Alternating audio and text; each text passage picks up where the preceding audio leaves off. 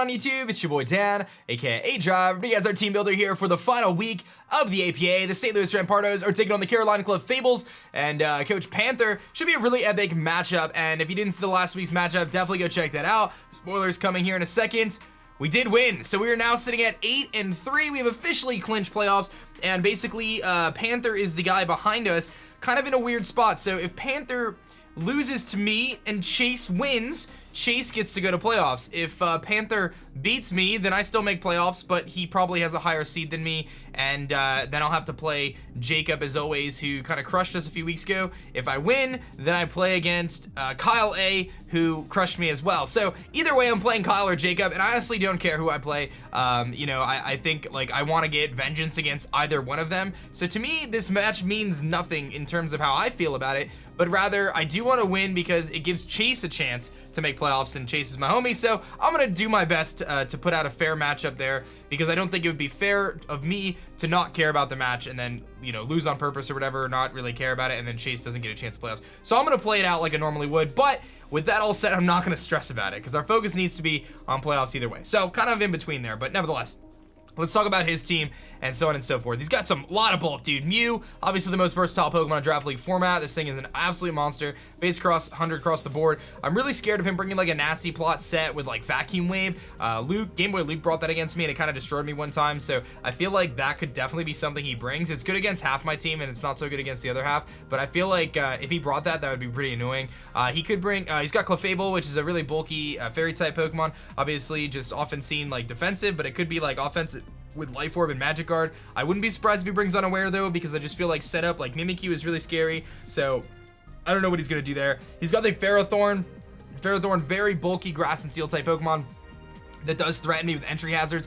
Also has the ability to set up, like I said, Spike, Stock Spikes. Gyro Ball is really scary, and if you don't hit with a fire move, you're really not going to do too much damage to it. He's got the Nidoqueen, which is a pretty bulky poison and ground type Pokemon. We have Nidoking, which I think is somewhat better, somewhat not better. It really depends on the situation, but he's got that Nidoqueen, which does hit incredibly hard with a Life Orb. Very good wall breaker. I think our team can handle it, but it's a very scary Pokemon nevertheless. I don't know if he brings it or not. Mega Aerodactyl, he's 1,000,000% bringing. He can bring Adamant Mega Aerodactyl, put a ton of speed on it, or a little bit of speed on it, a ton of bulk on it, and it's really strong. Stone Edges, it can get Aerial Ace, it can do a lot of different things. Earthquake, it can have Roost and Defog, so very difficult Pokemon for us to deal with, and it's faster than everything on my team. There's nothing on my team that outspeeds it. He's got the Kyurem, regular Kyurem, not Kyurem Black, which is at 95 speed, I believe. It does hit relatively hard from the special side. It is one of his Z move users along with Mew. It's just a naturally bulky Pokemon. Sub and Roost on Kyurem is really scary. I wouldn't be surprised if he brought like a Sub Roost set, or he brings like a Spec set, or even a Scarf set. I can see any of those being a possible threat. He's got the Blastoise, very bulky water type Pokemon, just normally known for rapid spinning and scalding, roaring things out. Virizion, of course, which is a pretty naturally, especially bulky grass and fighting type Pokemon, does have the potential to set up with Swords Dances and things like that. Could be Calm Mind, especially offensive. Against me, I think he would bring like a physically offensive set, you know, but it's kind of a tricky bring with me having Houndoom, Torkoal. I feel like he leaves that out. I don't think he brings Virizion. Salazzle's really scary because if I set up Sun and he sends out Salazzle, dude, it can just wreck a lot of my team. So I wouldn't be surprised if he brings Salazzle. Lanoon, I think, is kind of a weird bring. Like, yeah, you can run Belly Drum Lanoon and try to win the game, but at the same time, is that really what he wants to do? As with me having Mimikyu as like a fail-safe and me having some priority on my team and stuff like that, I don't know if it makes the most sense to bring Lanoon. I think it's a good Pokemon, but like Celesteela can kind of hold it down against it. I have priority, a lot of priority in my team that does a lot to like, you know, Lanoon. And then Stunfisk, which I actually think is a decent bring because Stunfisk is really good against Celesteela. It can soak up a lot of different hits from a lot of my Pokemon. Staraptor, it's a great Staraptor switch in because of static, so I wouldn't be surprised to see Stunfisk if he decides to bring that. If you didn't see the video, I did pick up Staraptor and Whimsicott, so some really cool Pokemon there. But let's talk about our team, what we're bringing, and why we're bringing it. So we're gonna kick things off here with Lycanroc. First thing I noticed with this team is I need a way to kind of revenge kill the Aerodactyl, and aside from Lycanroc, I don't really have that unless I Scarf something, so I figured Life Orb Accelerock was really good. After Stealth Rocks generally will knock out the Aerodactyl. I also love the fact that Fire Fang destroys Ferrothorn. Drillrun's really good for things like Nidoqueen. I am Life Orb. I am going to be hitting really hard. You know, Accelerock really good for Salazzle as well. And again, as I mentioned, Lanoon. I've got Stone Edge on there. I could have went with Iron Head. I could have went with with Crunch, one of the two to basically hit the Mew or the Clefable, but I opted to go with Stone Edge because it kind of hits both hard and it hits the Kyurem really hard as well. So I kind of went with the safe option there. Drill Run's also for Stun Fist because I feel like that thing is just a problem. So I Crunch, Iron Head, Stone Edge. I was torn between the three options, but again, I went with Stone Edge because it seemed to be the best option for everything. Fire Fang obviously for Ferrothorn, and again, Virizion too. So pretty straightforward there, but Accel Rock could be really, really clutch as a late game option, and I can always switch this thing into Aerodactyl, and I have the Accel Rock option there.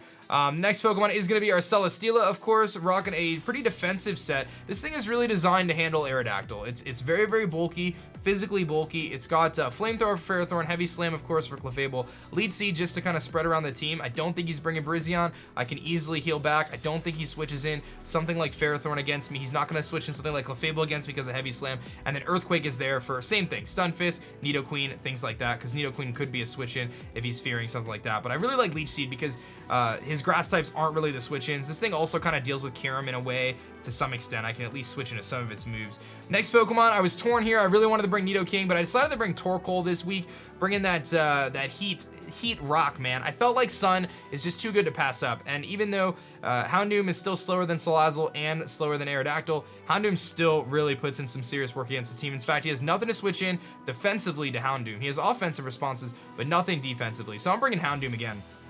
Bold, Drow, got a pretty unique EV spread on this thing, kind of like bulky, a little bit of special bull, kind of against Kyurem, kind of against Clefable. Just give me something to switch in, man. Maybe get my Sun up. If I can get that Sun up more than one time in this match and allow Houndoom to do what it does best, we're gonna be in great shape, man. And that's why I feel like Mew with priority is gonna be something he very well might bring. But I really like Houndoom in this match, and it's no secret that Torkoal bringing the Sun just really helps against that. And I think it's gonna really, it'll be nice to get more practice using Houndoom heading into playoffs, because I think that's gonna be a core strategy that we try to employ moving forward here.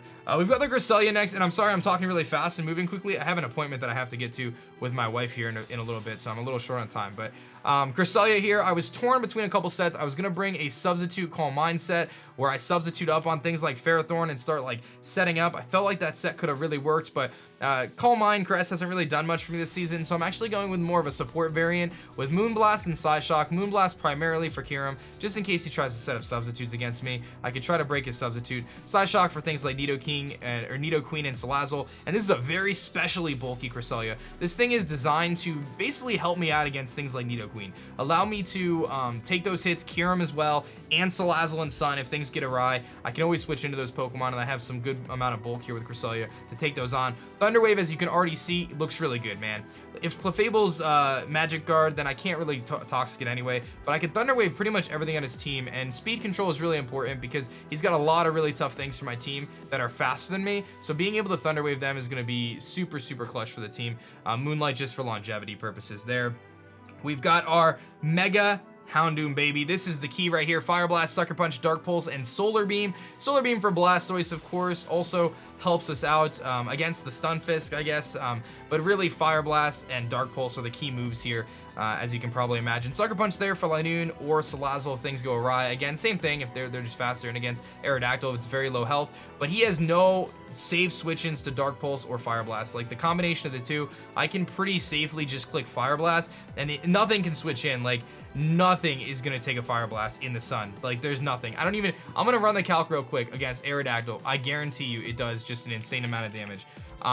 Let me look at this real quick. I gotta set up the calc, but it'll be worth it. So if I go for a max special attack Fire Blast in Sun against a Mega Aerodactyl, it's a resisted hit. Just check this. 74 to 88%. Explain that to me. And then if I go for Sucker Punch, we actually knock him out. Sucker Punch plus Fire Blast knocks out the Aerodactyl. And that's pretty nuts, man. That is pretty nuts. Now, I always have to be careful of Roost, but nevertheless, you see the potential there. Insanity. Nothing on his team can take the hit. Even Salazzle, another resisted hit. How much does Salazzle take? Bam, one shot, dude. It's ridiculous. I love this thing, man. I'm excited to use it. Hopefully it puts in the work. Gotta be really careful about getting Torkoal in, setting up the Sun, and then letting Houndoom just go loose, man. And then last but not least, fail safe. We got Mimikyu, Ghost EMZ, Shadow Claw, play rough, taunt, shadow sneak priority, again, really important with this team being so fast, but this is really a way for me to kind of deal with Mew. I feel like Mew is such a problem for my team, and I don't want to run Swords Dance this week. I like Taunt actually for a couple of reasons, but let me give you guys a little kind of insight here for this Mimikyu set. If I'm running like a max attack Mimikyu like I am right now against a Mew, and let's assume like a pretty defensive Mew here, that Ghost TMZ Shadow Claw does do a tremendous amount of damage. It's gonna do almost knocks it out after Roxit actually has a chance to knock him out, unless he's like super duper physically defensive. But the other thing is we might outspeed Mew too, so we can taunt it. Same with Clefable. I can stop those things from setting up with taunt, which is also really useful. I could also spin block the Blastoise. Getting up Stealth Rock super important in this match. I'm definitely going to want to do that right away. It'll really help us out against Kyurem and Aerodactyl. You know, and then Mimikyu can spin block the Blastoise, which is pretty cool. So I think Torkoal's a solid lead in this game. We'll see though, because I definitely want to ensure that I can get the Sun up and then let Houndoom put in some work. But I really like our matchup in terms of what I'm bringing, and you know, in terms of stuff that I didn't bring though, just so you guys have some insight there. Lantern didn't really fit the match. I didn't really feel like he was going to do anything. He's got too many offensive threats. Staraptor I felt was cool, but I just, like, with Aerodactyl, I just knew I couldn't get through that, and I don't think Staraptor, unless it's Bandit, is going to be able to break through Mew, Clefable, Ferrothorn. Like, I have to Brave Bird, and it has to be Bandit, and I feel like Stunfisk is a possible bring. Whimsicott, I didn't really feel like it was that important this week. He does have some hazard setters, but I do have, you know, Rapid Spin Torkoal. I mentioned Nidoking was going to be brought, but I went with Torkoal because I just felt like the Sun support was way more important. And then Como-O, I felt like Como-O was okay, but with him having a Mew, a Clefable, and an Aerodactyl, like, Como-O just doesn't really do what I want it to do. And even Kyurem outspeeds it. So that's what I'm thinking there. That's my team builder. Hope you guys enjoy the match going up tomorrow. Hit that like button down below. Subscribe if you are new. My name is Dan. I also go by aDrive. Catch you guys next time. Peace. Thanks so much for checking out my last video. If you like that one, you'll definitely like this one. And be sure to subscribe for more as I post Pokemon videos every single day.